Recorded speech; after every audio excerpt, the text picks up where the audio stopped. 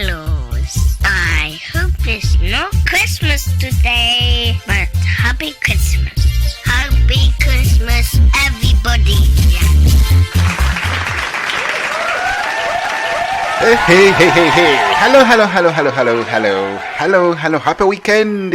Muli mutya balungi abatuliza. Tuli ku Connect Uganda Radio ku mukutu www.connectuganda.com nkwaniriza nnyo ddala. Nze James Muganga bulijjo ennaku z'omwezi 27 mwezi gwa November 2022 Mogomo. Yes, James Mugasho tugenda kubanga tudduka ku misinde gyayiriri nga tutambula okubanga tuyiga nga tutegeera kyekigenda maaso mu nsi yaffe mu nsi yattu Uganda. Tuli live, look kwetuli live katugende waffe Uganda njogereko n'omukulu Otim sebo tukwaniza ku program eno so kubuze kubatuliza Keneth ateesula okuba nti tutambula. Keneth, neyanziza nnyo omutestesi wa program eno. Erinnya eryange nze Keneth Otim, ndi musajja wa Kabaka weewaawo wadde nva waffe eri Teeso Esoroti. Yes sir. Nga nkolanga Principal Public Affairs Officer mu kitongole ekya Uganda Civil Aviation Authority. Right. Musanyufu nnyo okwogerako nammwe. Toyanzege. Right, gwe tweyunzeeko ogenda kuyiga kubanga social media olwalire badde busy nga tutunulira ekisaawe naye si byokka bwe tuddayo emabega ebintu bingi nnyo bibadde byogerwa ku kisaawe byogerwa ku ggwanga lyaffe Uganda. Kenneth nga bwe tukufunye kikoze kituwadde omukisa mulungi. Tuli ku source naye tusooke tumanye ekisaawe business as usual oba waliwo ekikyuseemuko so far. Ekisaawe kifuuse busy okuva we twalina first outbreak ya COVID mu mwezi gwokusatu 2020. Of course, international aviation industry yali affected so much. Then netuddamu lockdown ey'okubiri 2021. Yes. And still entambula y'abantu ebadde ekyali wansi. Nga tunaku kugulawo ekisaawe twalina abatambula both arrivals and departures international nga bali 1,998,000.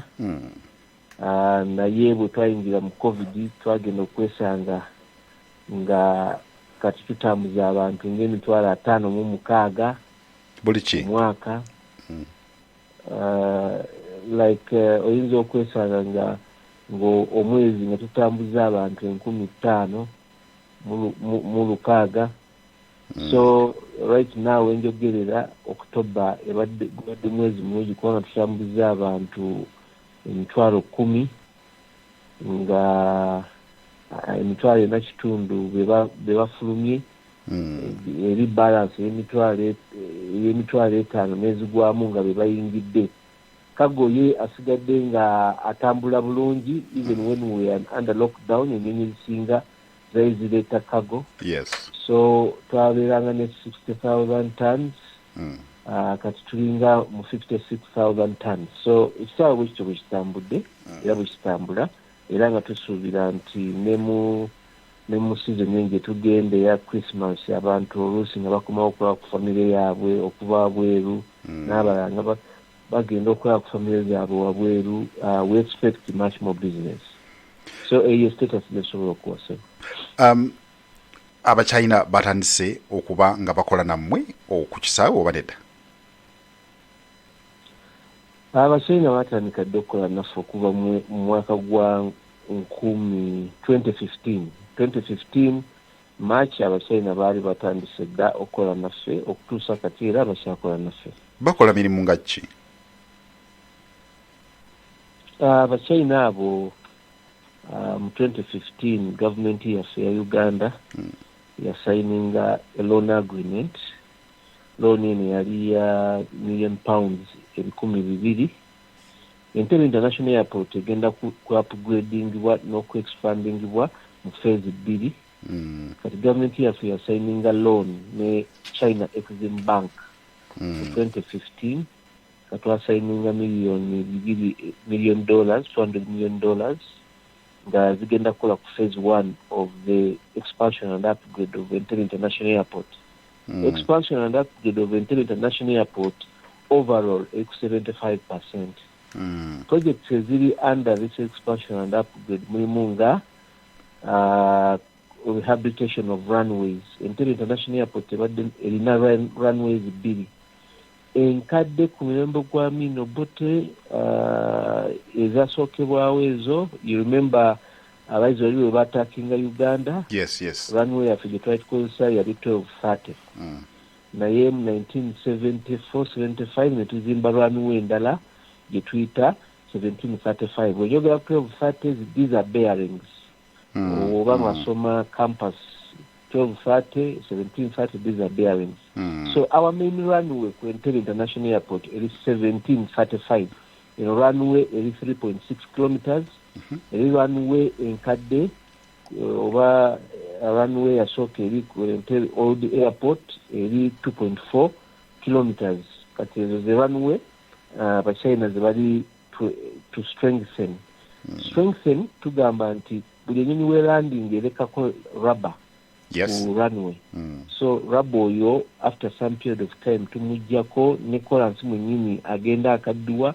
So tuba tulina okuzzaako bitumen layer empya ne tusiiga runway ne tuteekako n'amataala amapya. So ekyo bakikoze nga almost the runways ziri completed zombi. So tulina what we call taxiways. Enyonyi weeba erandinze nga eyagala okuva ku runway oba endala egikozesa okwambuka mu bwengula. Yes. Erina enguudo zeetambulirako nga tenaba kujja kupaakinga weddiramu abantu. Ezo tuziyita taxiways. So those taxiways nazo tuzongeddeko obungiko n'endala era ne twongerako n'okuziteekako leya empya eya bitumen gamba kolansi. Kati ne tubeera ne parking apron. Apron yeyo nga bona agamba taxi park. Right. Okay. Continuing parking apron. So tulina parking apron 1, parking apron 2, parking apron 4, tugenda ne parking apron 5. Parking apron 1 yeyo mwe abali eyo mu Bungereza we mulinyidde ennyonyi okugenda okubuuka. Parking apron 2 yeyo President wali walimire ennyonyi ye ku Old Airport. Parking apron 4 yeyo ekozesebwa aba UN kubanga kati UN tulina base wano mu Uganda. Okay. Parking apron 5 ye owagenda okubeera New Cargo Complex. Cargo warehouses zaffe twazizimbye kati enkadde we ziri cargo tugenda kusengula kagezo okutandika January zidde Mangeri ku nyanja tetuzimbye New Cargo Complex. So eyo apron ennyonyi we zigenda okupakinga ng'ez'emigugu tugenda giyita apron number 5. Kati apron number 3 ye military aviation weeri gyetuyita Air Force. Yo apron number 3. But okubeera nti sijogeddeeko wano kubanga Uganda civil tuli mu civil aviation. N'ebeerayo ne military aviation. Kati eri apron number 3 ya military aviation. So strengthening eza apron zino zonna ziri ku percentage ya 84.7%. Kati New Cargo Complex eyo yeewedde era tutandise okubeera ne ba stakeholders baffe ku kisaawe, ba freighters, ba clearing and forwarding, bano ba ground handlers, NAS, DAS, DHL, bano ba fresh handling bona tugenda kubazza mu New Cargo Complex nga gye bagenda okukozesa emirimu gyayuse. Kitegeeza Abachina taking over certain part of the airport oba nedda? Omanyi social media ffe ng'otwasoma amawulire olina okuwandika headline egenda okusikiriza abantu okusoma olupapula lwo. Naye nga bw'osoma ebyenda bya story ekituufu kiba kivaayo. Si kituufu nti airport gavumenti yagiwa Abachina. Era ekyo we should disregard it with the contempt it deserves. Kituufu ekiriwo nti Entebbe International Airport asset ya government, it's a national asset. Naye government yaffe ya Uganda nga eyagala okugezaako okuexpandinga airport yaffe yagenda nefuna obwagazi bwa loan okuva mu China Exim Bank. Kati government yaffe nekkiriza okubeera ng'esasula loan eno. Loan eno government ya China Exim Bank yagamba nga tunaba loan twagala mtu w'obukakafu nti muli ready okutekinga loan eno. So government yaffe nga bakwataganye ne China Exim Bank ne bagamba UCAA, Uganda Civil Aviation Authority, egulewo account gye bayita buffer account. Nera kubinyonyola bino. Then to grow the account in the Twitter escrow account. So who is the person receiving the loan? Government of Uganda. Who is the end user? It is Uganda Civil Aviation Authority. So government picked a loan. Nejiwa Uganda Civil Aviation Authority. Okay. Uganda Civil Aviation Authority nibagigamba bagulewo buffer account. Singa government eremerera okusasulanga interest oba ne principal eno ya loan bajja ku buffer account eno Uganda Civil Aviation Authority giyagulawo twagiteekako $1 million ne bajjangako sente okusasula singa ekigambo kiri singa government eremeddwa okusasula. Kati Exim Bank eno negamba Civil Aviation egulewo ne escrow account. Escrow account eyo kutugenda okuteekanga sente zaffe zetucollectinze. Civil Aviation Authority collectinga revenues za $2 tulina kye tuyita aeronautical revenues and non-aeronautical revenues. Aeronautical revenues zezo sente zetucharginga buli ku ticket y'omusaabaze. Ne tujjako ne sente ezo ennyonyi eziyita mu bwengula bwa Uganda nga zikozesa abadda zaffe nazo tuzijjako sente. Ne sente zetufuna mu kago, ennyonyi ez'ekago nazo sente nga baground handlers nga banansi dase batuwa. Kati tuwa ne aeronautical ng'oyingidde mu airport opickinga ticket okujja okuparkinga. Tulina aba concessionaires, restaurants, duty free shops. So all those revenues tuziteeka escrow account. Naye njagala abatuuliza bategeere nti nno bw'obanga gwe omuntu nga kati nga gwe omutesitesi wa programu eno ogenze mu banka okufuna loan, banka ekugamba nti musingo ki gw'ogenda okuteekayo tukuwe loan. Kati ngange ali employed ngenda kuteekayo salary account yange nti okay nze bwe munampa loan buli omwezi ogunaggwangako ku salary yange yeno bwe guno omusaala gwenfuna era mujja kusalangako bwekito. So bank eno naye yagamba twagala mugulewo extra account muteekeko sente tulabe performance ey'ekisaawe eri etambula etya, naye nga sigamba nti ne bagenda okubeera nga beba operationalizinga account yaffe. Nedda, Uganda Civil Aviation Authority operationalizes its account and Exim Bank is not in control of our finances. So we enjoy the liberty to spend as we have collected our finances, and our budgets are forwarded to the Ministry of Works and Transport, who approves them to get a mass of centers of system. Lwaki olowooza waliwo a lot of misunderstanding ku kintu kino? Kisaawe bakibanja, muli mu deficit? Of course ebaddewo ko precedence. Bw'ogenda Zambia abachina batekinga over airport. The government ye Zambia ndoozi yalemererwa okusasula sente, so abachina ne bagamba ffe tujja twaninga ekisaawe then ebbanja yaffe eriggwayo nga then kibaddiza. Bannaffe wano mu Kenya, Jomo Kenyatta nakyo kyaliwo okwo, naye ffe tetunaba kutuuka ku level esebo.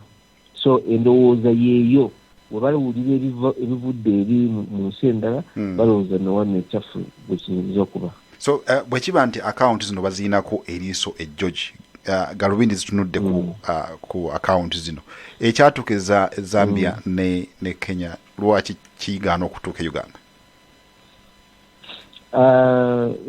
Tugamba kikiyinza kutuuka ano kubanga gavumenti yaffe teremererwangako kusasula sente zino. Kati njagala ekyokulabirako nti okuva we twapikinga loan eno mu 2015 gavumenti ya Exim Bank yatuwa grace period of 7 years. Kenneth, esimyo we dropping tujja kudamu tukupikinge. Okay. Genamas. Nendowooza ompulira bulungi. Yes, live and clear. Loan term agreement eno yali nti but Exim Bank yatuwa grace period of 7 years, which is ending 2022. Period eno gavumenti ejja kubanga esasula only the interest eba ekuze ku loan. So from 2015 to 2022, the period of 7 years, the government will be paying interest that has been generated on the loan. Hello. I hope it's not Christmas today, but happy Christmas. Happy Christmas, everybody.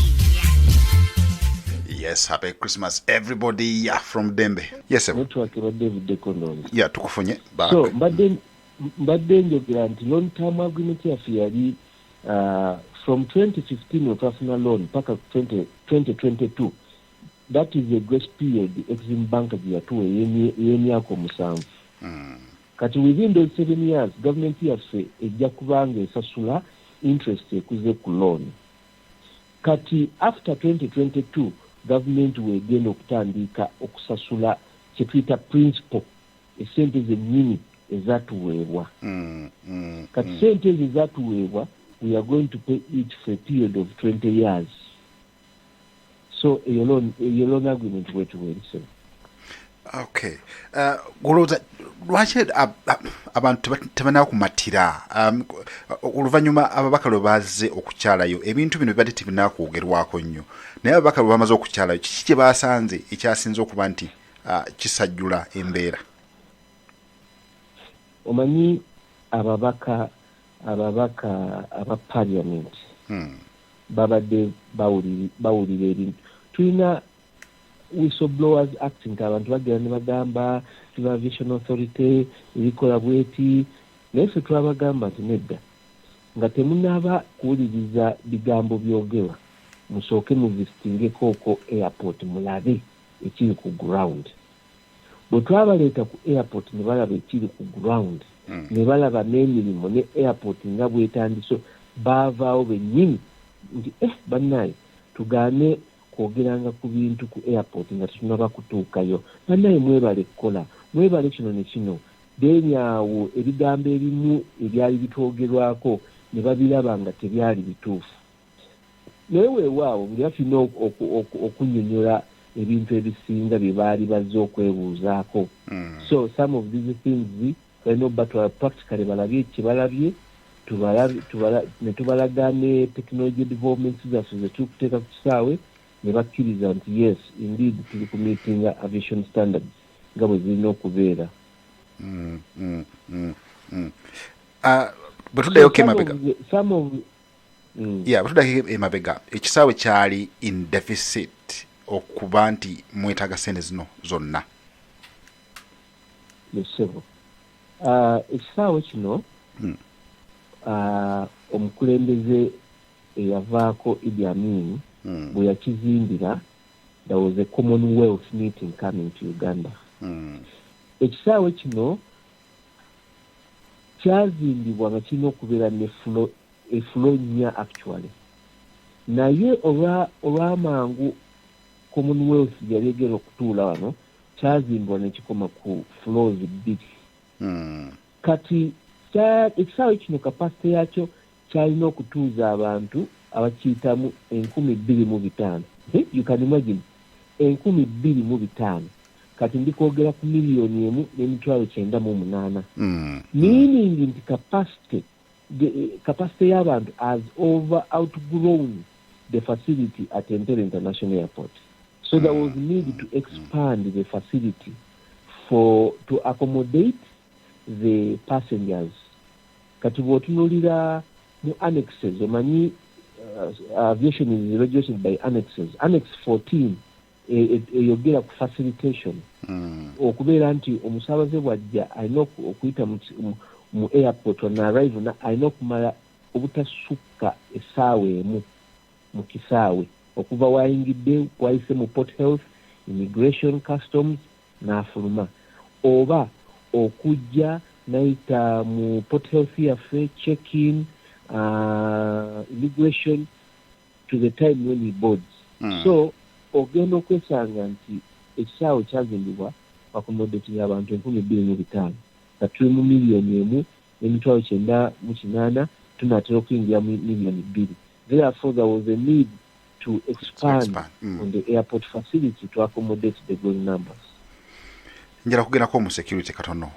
Security y'ekisaawe etambula etya. Bwe twalabye omusajja atunda ensenene ku nnyonyi. Noza gwajabagidde.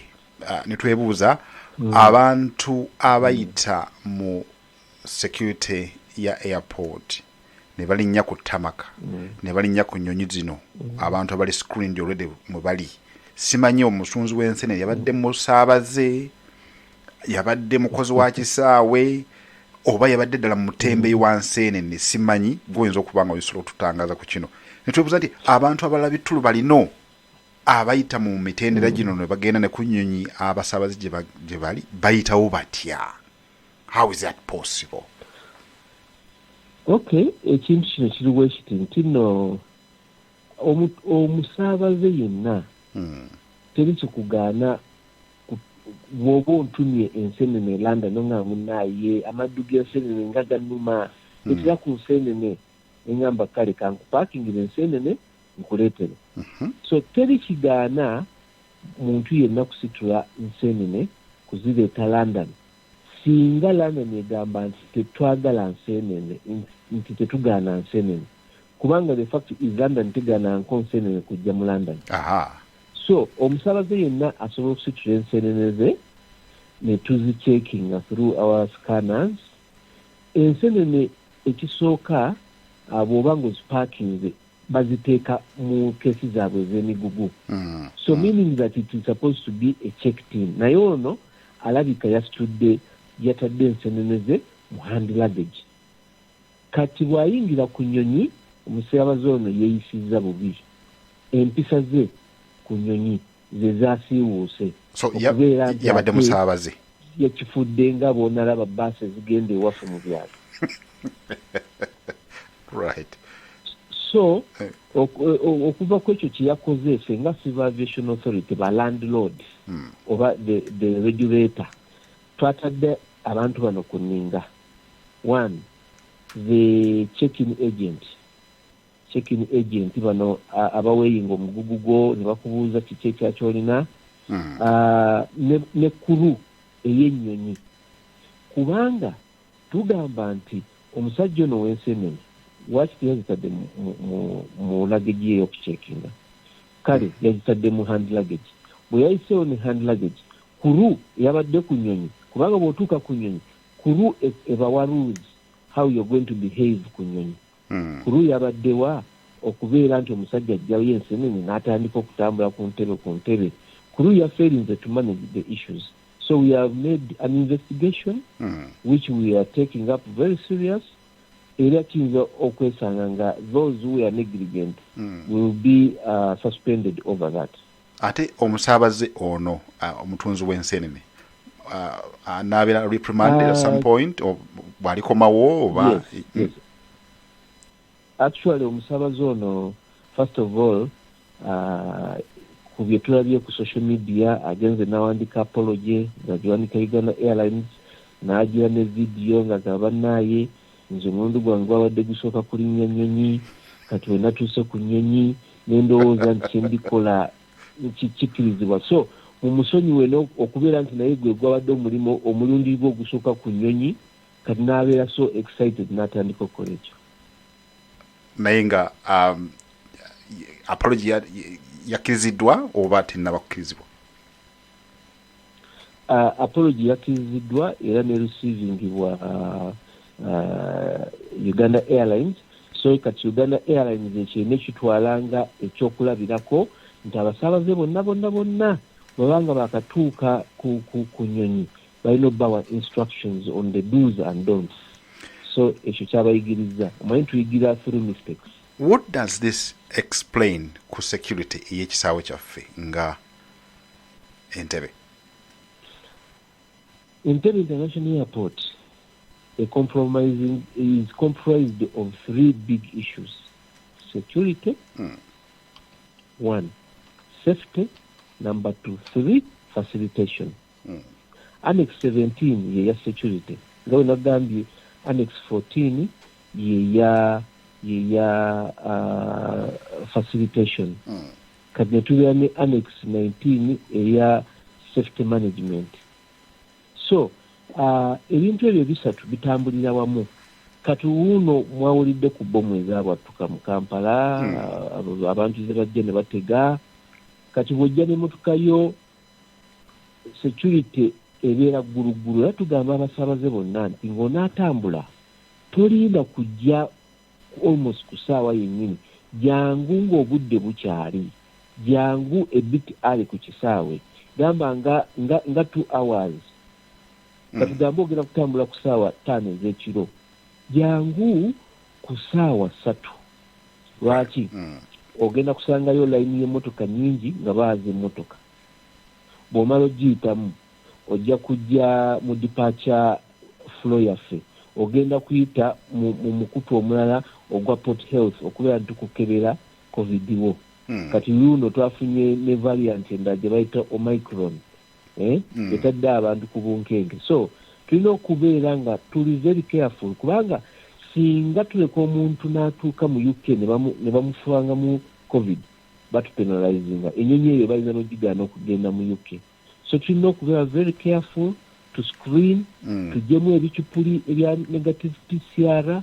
So you have to come to Entebbe International Airport a bit early for security check, for safety check, for health check before you travel. So security yaffe gye tuliko essaawa zino. Nzirayo ku kyensenene ebintu ebiyita mu check-in, check-out nga tebiri screen properly. Kati ng'omugugu gw'ensenene ne guyita, how many things ebisobola okuba nga biyitawo ne bigenda ku nnyonyi nga bya bulabe eri abantu ekitali nsenene? Kati eriyo annex gye tuyita Annex 18. Annex 18 talks about dangerous goods. Nsenene is not a dangerous good. However, countries eziri mu European Union zigamba nti before any agriculture product, gamba ng'ebinyeebwa, sebo nga wantumye ebinyeebwa okujja mu UK.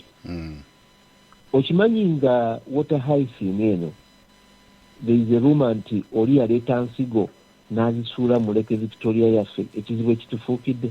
Yes. So there is also the European Union egamba abantu abatambula n'ensigo, agriculture and agricultural products, ensigo embisi, gamba ng'ebinyeebwa, simusimu. Ministry of Agriculture erina okusatisfyinga ebintu ebyo ng'otambula nabyo. Egambe nti yes, these are true peanuts. Era nga bwe zingira mu UK omuntu ne bwazisimba tezireeta bulabe ku butonde bw'eri. So ebiseera ebijja nga era kyembadde nnyonnyola Abannayuganda ababadde ku mikutu nti teweewuunya ng'ebinyeebwa by'otwalidde Kafeero United Kingdom ne simusimu nga at Heathrow Airport babikutte nga kubanga tolina certificate erya company nga okujjawo nga bisiike. So okujjako nga bisiike oba biri processed nga obuwunga, katugambe ebinyeebwa bikozeemu ebinyeebwa n'embisa n'embikuleetera. Kujjako nga biri processed oba nga bisiike. So these agricultural products ebiseera ebigenda okujja, they will have to be certified nti bannaye nyena n'amatooke gange UK. Okay, baluwa yiino amatooke tugalabye baluwa yiino era kati Ministry of Agriculture ebadde nnyo etadde essira mu kago naye kati ne mu bantu egenda kubeera ng'eteekayo essira okubeera nti amatooke biki ebyo byonna basooka bikeerera ne bakuwa certificate bw'otuuka eri ebeera nga ekampani ng'ebintu ebyo byositudde. Nja kutunuulira service and quality ey'abakozi abakola ku kisaawe. How can this one happen on somebody's watch? Oyina supervisor, oyina manager, oyina everyone up to ku mwogezi gwe. How can this possibly happen? Omanyi, the biggest challenge of Entebbe International Airport, tulina ba stakeholders bangi operating at that airport. Basket? Gamanga immigration. But stakeholders. Okay, yeah. Bangi, Gamanga immigration, customs, aviation police, ISO, ESO, Interpol, SFC, clearing and forwarding, ground handlers. Abantu abo bonna okubabeera nti bonna mubaleeta wamu ne mubawa service standard kibadde kintu ekibadde tekiri ku airport. Naye nze okuva bwe najoininga ekitongole kino mu 2018 nagenda ne discovering nti what are the challenges of these people, of this organization. Stakeholder engagement. Kati ne tujja n'ekintu ekiyita customer service charter. Customer service charter is looking at the standards of these various organizations. Right.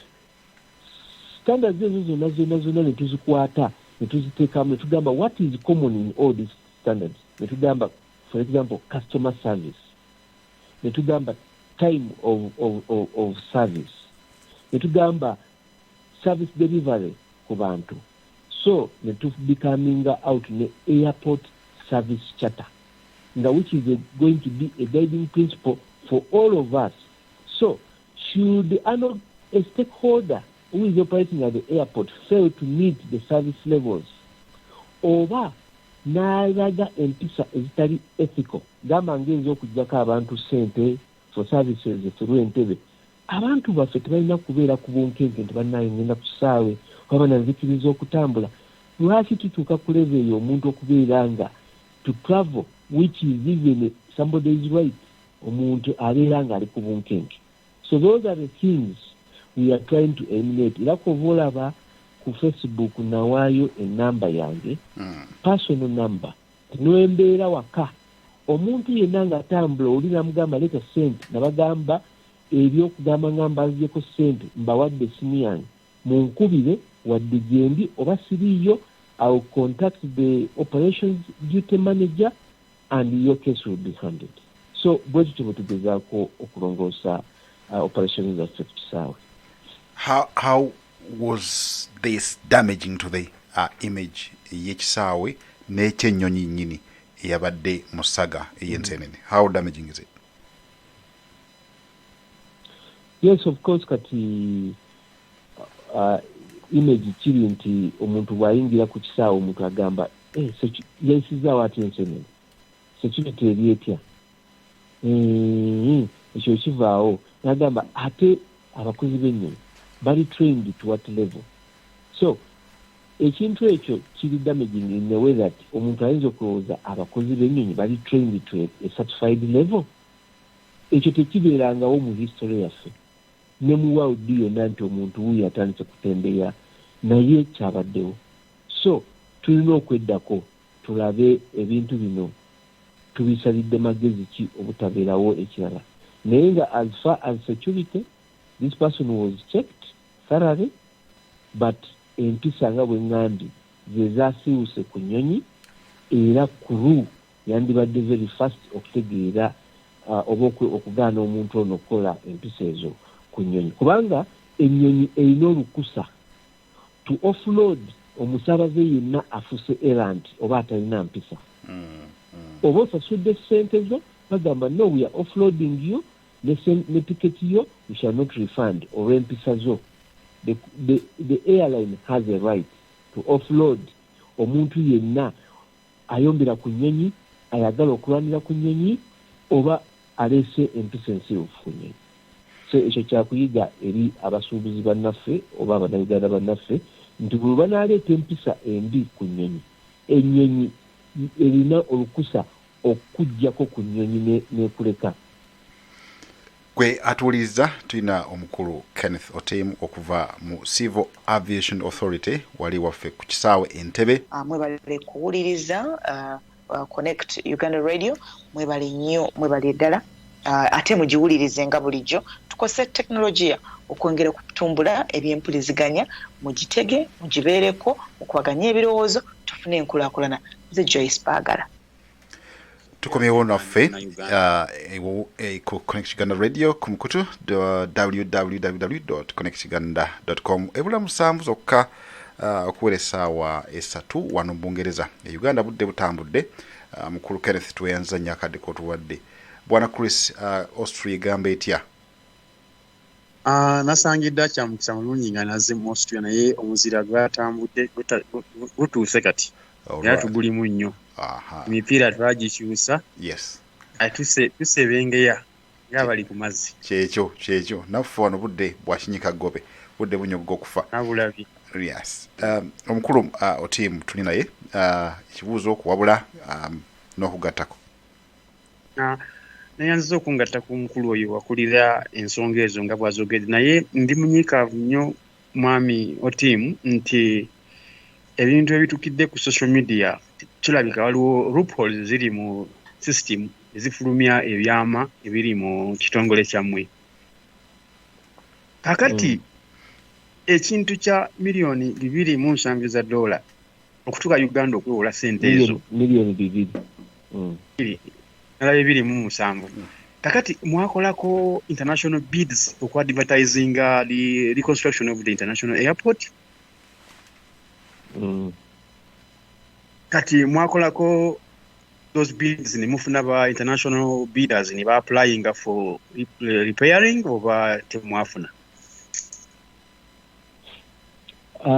So Christopher, bids zino za tendered. China Exim Bank yali lowest ne 2% of the loan ze bali twagala, ne tubeera n'aba Russia nabo bayagala to do the same business, n'aba America bayagala to do the same business, naye nga bali babida abalala loan zaabwe zali 4% and 6%. So China ne tulaba nga gave us the lowest interest on this loan at 2%. Ate ne batuwa n'emyaka 7 eza grace period nga tusasula busasuzi interest accruing ku loan eno. Kati emyaka 7 gyava mu 2015 paka ziggwako 2020. Kati 2020 wetutandika okusasula the real principle of this loan for a period of 20 years. So okusinzira kuffe 2% was the best offer we would get for such a loan. Kakati mwayitako mu international corporations kati nga IMF oba International Finance Corporation oba World Bank oba African Development Bank oba Asian Development Bank ne musaba ne bagaana nabo mwagezaako okusalawo kuwa China? Gwe twatandika programs zaffe master plan. Of course okola master plan yo n'ogiwa potential bidders bolaba abayinza okuwa ku ssente, naye according to all these other persons nga bw'otubuuziza, the best person eyalina ku ssente ezaaliwo nga ye ssente ze weeziri ate nga ne interest weeri ng'eri very low, China Exim yabeera nga erina that. Yes, we presented the master plan and gave all those developers, those lenders. Kati IMF yagano baddamu oba World Bank oba Asian Development Bank oba African Development Bank bagano baddamu oba you never applied to them? They those agencies had a lot of requirements. And ijjukira gavumenti yaffe tefunye on loans for ekisaawe, efunye ez'enguudo from World Bank, efunye eza health from IMF. Abachina nga bo baali bali vacant. Nga kati Abachina bakusponsoring the express highway ekisaawe, because that express highway leads to the airport. So naffe wetwalaba nti their bid was good and would go on. I think the requirements zaabwe teziri so demanding like the others. Kati mwami mukanda wange like Geneva of social media okufuna that kind of approach okufuna ebyama bya n'ekirala Uganda ya line ngate ebintu bibiri sagala kulisa kubanga n'abalala bali ku line. Kati Uganda ya line yatuse ku level eraga nti the security check-up omusaabazi watu kufunda ensenene ku nyonyi. That is very very very shaming. Mu world transportation ekiberanga, which is a record. Aba abantu basana punishment abali ku service abade ku day service ya Uganda Airline balina okufuna proper punishment for others to learn, for the recommendation for the future of the service and clean the name of that airline. They should deserve a proper punishment. It was totally deliberate kubanga airline chief abadde mu nyonyi air attendant akulira banne yawadde omusajja oyo atunda ensenene okusinza katandika nalabi obudde bungi n'atunda ensenene ku nyonyi. There was no attachment at all to control him or anything. Kintu kiri totally provocative, kiri totally very shaming. Mwami Christopher, the Minister of Works and Transport, General Katumba Mala, has said after the investigation, all those people that were responsible will be suspended. So we have taken it up, and CAA we are doing those investigations. Then lwaki kino ekintu kyagenda mu social media nti some few provisions aba Civil Aviation Authority non-agreement eno yali esigningibwa, we highlighted some few provisions that twayagala to renegotiate, and indeed a negotiation took place in Beijing in 2019 to correct some of these things. So the Chinese are saying, no, Uganda, you're our good friends, and we cannot subject you to this extent where people are saying we can take over the airport. No. So the airport is owned by government 100%, and CAA is running this airport on behalf of the government. Okay. Waliwo mchana Olivia Mumbeja ali Cardiff abuuza what are the guarantees sente zino zijja kuba ziwedde in 20 years time oba omwana n'omuzzukulu ajja kusigala nga asasula kubanga bakola mu kisaawe maama taata n'omuzzukulu nepotism basically kyaliko nti nkwata ekisaawe ne ssente si kyekyo ekyeyagaza ennyo bannansi okujjako okuyitamu obuyise ne tukozesa services naye bino ebya ssente bitukwatako nga tutuse okusasula. What are the guarantees paying back? I want to guarantee or to inform fellow Ugandans that abantu boogera ku nepotism simanyi kye boogerako kubanga nze ndi Otim siri from the western part of the country naye nkola ku kisaawe. So ku kisaawe tuli abantu aba kabila nyingi, and it's not that only nga bwe mulowooza nti nepotism nti this kabila noyinza okwesanga katugambe nga security. The airport is security. Omuntu yenna alina okuteeka security ku bantu beyeesiga, alina okukwasa security abantu beyeesiga. So ekyo tugaane kugamba nti nepotism era ojja kusangayo abasirikale, because the airport is part of the national security. Therefore, somebody has to put the security in the hands of the right people. Ekyo tukiveeko naye nga nze I'm Otim, I'm working at the airport. So, ekya finances is that ekisaawe. This is an international airport, as well as we are developing a second international airport, which is Kabale, International Airport, Muhoima. But that one will be much more because of the oil exploration in that place, bringing in equipment and lifting of oil, things like that. But as far as the passengers, Entebbe International Airport will continue.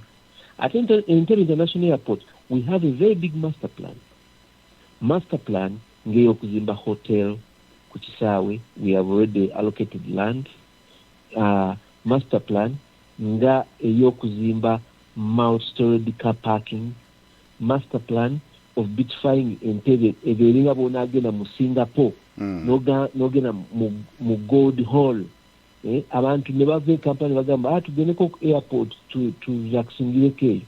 So we have got so many revenue plans that we are bringing on board, which we think are going to sustain. And can you imagine mu COVID muno tufunye enyonyi mpya, tetuluzinga nko nyonyi in COVID kubanga abantu tebatambula, wabula tweyongedde kufuna nyonyi.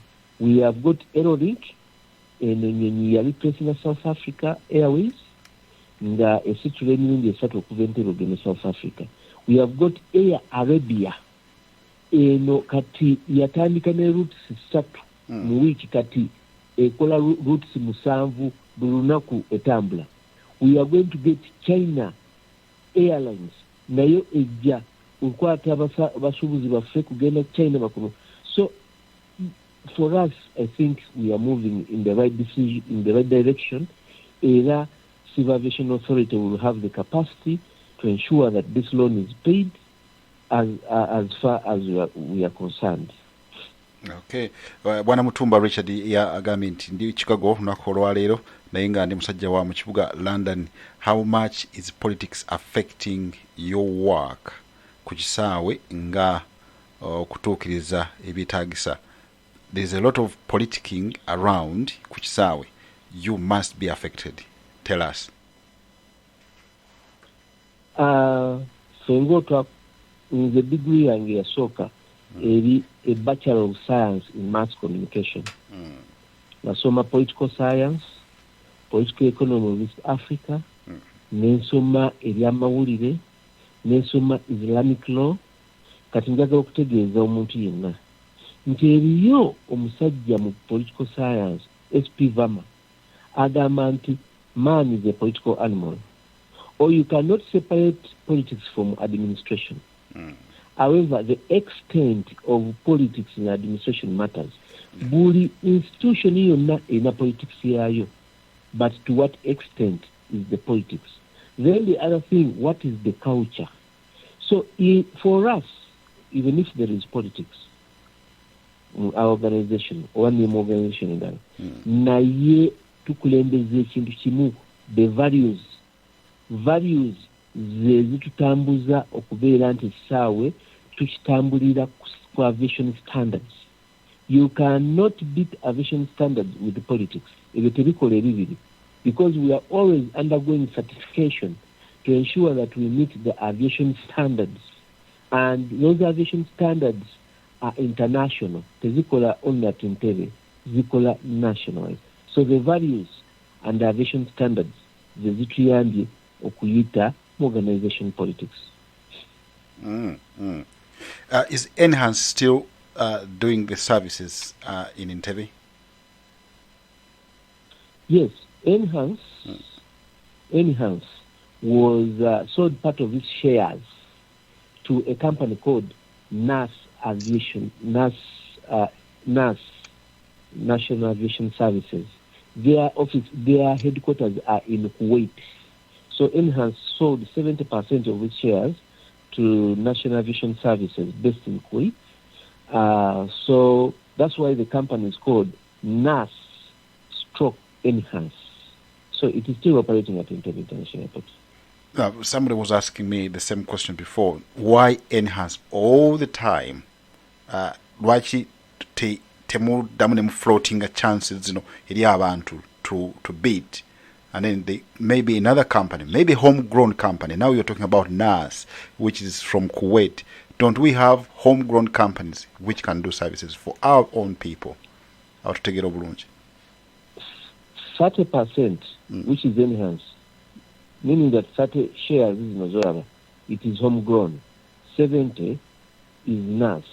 You see, but you are competing globally. We need to also have the latest technology in our ground handling. The latest technology. Now, like Uganda Airlines, or you get the local capacity. Uganda Airlines is going to be handling itself. So it has bought the equipment and it will start very soon handling itself. DAS is a local ground handler. So we shall have Uganda Airlines, local handler. We shall have DAS, local handler. We have 30 shares in NAS, which is owned by Enhance. So you can see some bit of local. Actually, the majority here will be local, and 70 only in the company of NAS, which is international or foreign. But Uganda Airlines will be local, DAS is local, 30% shares in NAS Enhance is local. So I think I've tried to answer that question. John Mubiru. Mamuga mbadde inake njagala okubuusa n'akawo by'okwerinda. Tulina bati balumira mwoyo bakuze bagenda bakula mu Uganda. Balumira mwoyo ndowooza bwe njogera mulimi olutegeera oba mwami oyo alutegeera. Njagala obukakafu obulaga nti ekyakoleddwa ku musajja yayisizaawo enseenene.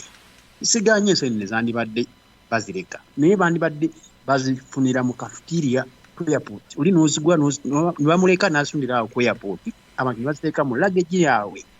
Naye kati bulaba otya nga ggwe musajja wa Kabaka balumira mwoyo tebasobola kukozesa omukisa ogwo okubribinga abantu abakola mu nnyonyi yaffe empya ekkula lya Africa olw'ebigendererwa byabwe olw'okutuusa bye baagala bannansi okulaga obulumbi bwabwe ne weakness.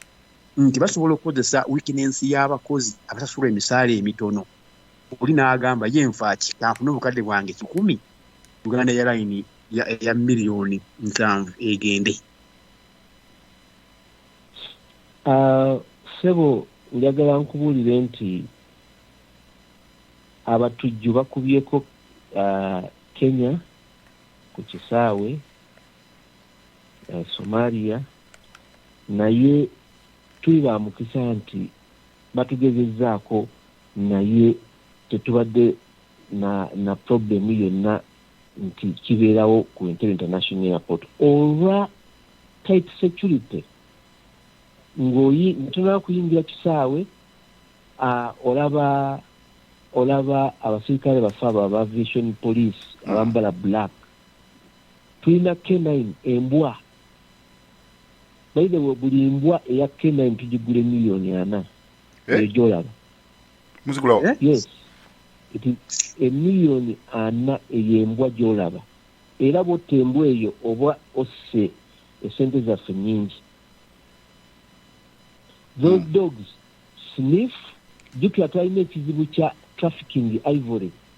Gana amasanga g'enjovu. Yes. Skini za leopard biki naye bwe twaleeta K9 ne Wildlife Authority awo ebyo ebintu ne tubigoba kubanga buli muntu yakolanga trafficking mu Congo wa ng'ebintu ebyo babaagala babiyise ku Entebbe International Airport. Naye bwe twaleeta K9 unit ogenza okwesanga nti abo abatraffickinga wildlife species kati byavaawo n'Entebbe ebyo. Scanners zaffe zetuleese, scanners zaffe eziscanninga emigugu, export, import, personal items, bano ba passengers. We have got good scanners, and abantu tubabuulira nti a scanner can be around more than $1 billion. But it is a scanner which is durable enakola omulimo ogusaanidde oguli ku standard. So both men and equipment at Entebbe International Airport tuzeekakasa in security. Naye omusajja ow'enseenene nabagambye nti enseenene tetuzigaana kugenda ku nnyonyi singa ozitwalira munno ali e UK. Naye eneeyisa y'omuntu ku nnyonyi. So the blame comes to the crew eyabadde ku nnyonyi nga tesobola kugaidinga muntu ono, because nga omu ku muntu waffe ayogedde ku radio kagambye nti crew yalese omuntu ono yabadde n'obudde bungi. It is the role of the crew to read for you, the passenger, the rules on board ku nnyonyi eyo. And if a passenger John Mubiru akuyambako ono egenda Dubai sebo John Mubiru agamba wano kangumuyambeko ensenene muziteeke ku menu ey'ekisaawe n'ey'oku nnyonyi zonna eziva mu Uganda. Naye bino ebya K9 ebya 40 million ebyo biringa ebya Dr. Musenero 80 million buli mese. Yes, that is the problem. Instead, it's seasonal. These are seasonal products. Buy ozirima. Second day, guy, I think I'll get you. That is so. Second day, Mazine. Team, over to you. Yes, sir. Yeah. Mubiro mudemu. Mubiru ekyagambye nti embwa zaffe zinganga emmese za Dr. Musenero. Yes, zingeza Dr. Musenero. Naye ekyensene ne muziteeke ku mmere kigwe. Njagala Mubiru anti ye ali owali technology omulungi e Bungereza. Njagala agugulingeko atekemu what is the cost of training a canine dog. Asooke akirabe eyo computerizingemu ku sente, then awo abeere ng'ayogera with an informed point of view. Embwa zino ziri imported. Muzijja mu nsi ki? South Africa, like that. So njagala agugulingeko alabe what it takes to train a canine dog. Awo ajja kutegeera. Okay. Mwine embwa mmeka zimwagula? Tubadde n'embwa 7, but omanyi embwa buli weekula okuwunyiriza kwayo nako kugenda kukendera. So we are in a process ate okugula embwa ento. Omanyi buli embwa bwekula okuwunyiriza nako activeness y'embwa egenda efa with the age. So we have all the time to replace with new ones like that. Waliwo wano ogambye training a dog, but dog training classes at the time of writing it costs £82 for 7-week long puppy training course at CK9 training in Surrey. Eyo training gyoyogerako ya mbwa zino zemu training eza mu waka okugadinga waka, sit down, come here, do like this. So kuwunyiriza naye kati zino ezaffe olina oziyigiriza nti enjaga ewunya bweti, zino kikola bwe kiti. So kwobulaba ogiteeka ku kisawo neetakula ekisawo negamba muno mulimu enjaga, n'obeera ng'ositudde akayaga katolonyo bwe kati oba ka ivory bwe kati, erina esigala ku nsawo ng'egitakula bweti kubanga eba ewunyiza ivory oba enjaga yonna oba ogitadde mu matooke ejja giwunyiza. Sebo neyanziza nnyo okumpa omukisa guno okwogerako n'Abannayuganda abali e Bungereza. Nze Keneth Otim akola ne civil aviation mu Department ya Public Affairs. Mbagamba nti Abaganda baffe omunaaba mukomawo e Uganda temwerabira nti kati okukomawo e Uganda you are required to go through a mandatory COVID test on arrival. Era ng'ojja kusasula $30 okutestinga, then olina okufiringa form ku online when you're coming to Uganda. Fill in an online form eno ojja gisanga ku http health desk wosanga form eyo n'ogifiringa in, then era ojja kwetaaga okufiringa form endala http covidpay.postbank.co.ug eri healthdesk.go.ug http healthdesk.go.ug ye form gyogizaamu jukira form zino ze mwagizangamu nga mutuuse ku kisaawe nnyini naye olwokuba nti covid kati tetwagala mukwate peeni n'olupapula. So go online ogizeemu form eyo http healthdesk.go.ug ye form esooka ngenda basindikira frequently asked questions zaffe mubeere nga ozisaturating eyo mu bannaffe abali eyo so that they can read all the requirements when you're coming to Uganda naye kyembadde njagala